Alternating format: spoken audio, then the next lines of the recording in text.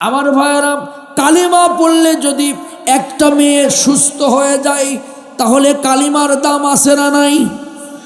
সবাই কথা বলেন, আছে না নাই?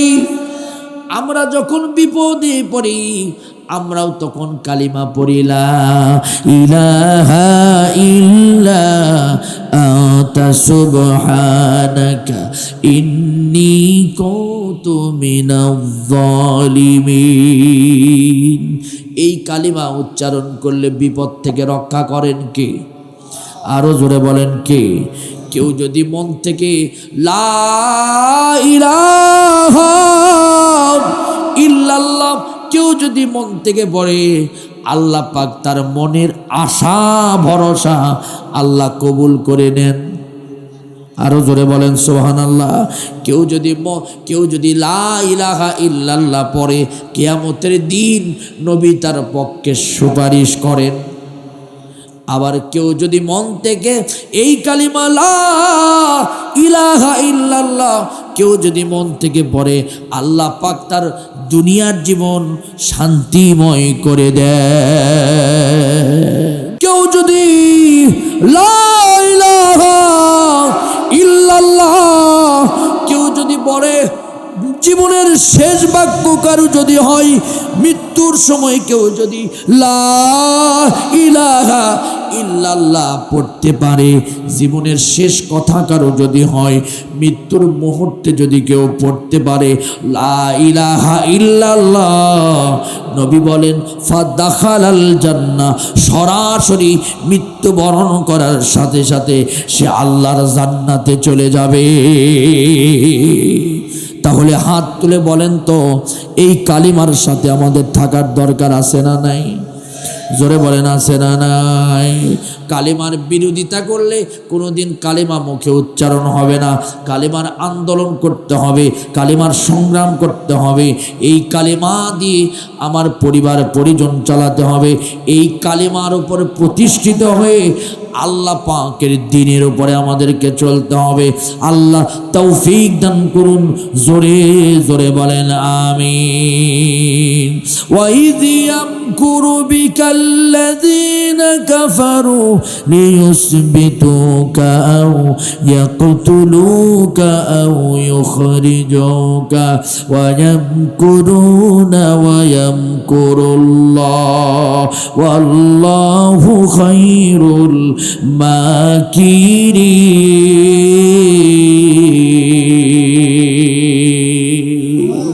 আমার ভাইরা, নবীকে আল্লাহ বলছেন, নবী আপনাকে জেলখানায় বন্দি করতে চেয়েছিল কিন্তু রাখতে পারেন নাই। আও ইয়াকতুলুকা, আপনাকে হত্যা করতে চেয়েছিল কিন্তু পারেন নাই। আপনাকে দেশ থেকে বিতাড়িত করে দিতে চেয়েছিল কিন্তু পারেন নাই।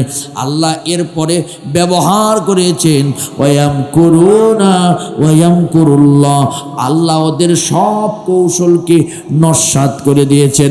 আল্লাহু খায়রুল মাকিরিন, আল্লাহ হলো সব চাইতে বড় চক্রান্তকারীদের চাইতে বড় চক্রান্তকারী।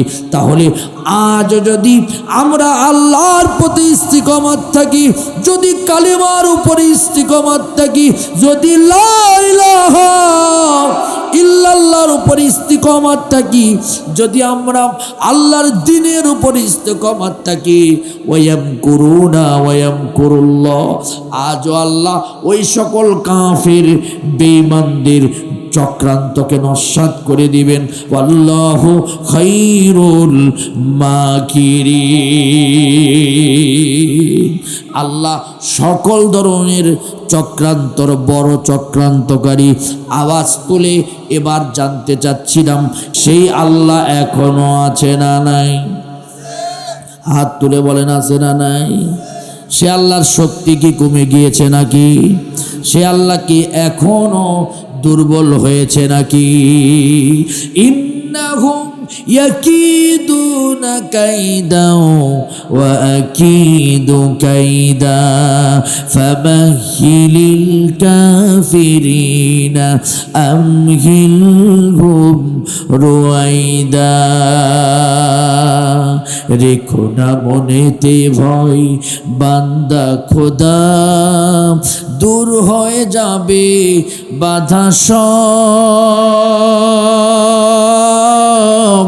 তোমার আমার এক মালিক আছেন, আছেন আমাদের রব, আছেন আমাদের রব। যদি কোনো অপরাধ করি থাকি, একটাই অপরাধ, খোদার রাসূলকে ভালোবাসি, সেই অপরাধে জীবন দিতে পারি, যা কিছু আমারই আছে তা সব। রেখো না মনেতে ভয় বান্দা খোদা, দূর হয়ে যাবে বাধা সব। তোমার আমার এক মালিক আছেন, আছেন আমাদের রব, আছেন আমাদের রব। সবাই বলেন আমিন। আসেন ইস্তিগফার পড়ি। আস্তাগফিরুল্লাহ রাব্বি মিন কুল্লি যামবি ওয়া আতুবু ইলাইহি, লা হাওলা ওয়ালা কুওয়াতা ইল্লা বিল্লাহিল আলিয়্যুল আযীম। আলহামদুলিল্লাহ, আমি এই পর্যন্ত কথা বললাম। মা বোনদের উদ্দেশ্যে বিশেষ কিছু বলার নাই, শুধু বলবো 4টা কাজ করবেন: নামাজ, রোজা, স্বামীর খেদমত, আর হচ্ছে পর্দা। বিশেষ করে পর্দার স্বামীর খেদমতের প্রতি গুরুত্ব দিবেন। নামাজ, ফরজ নামাজ অবশ্যই মিস করবেন না, ফরজ রোজা মিস করবেন না।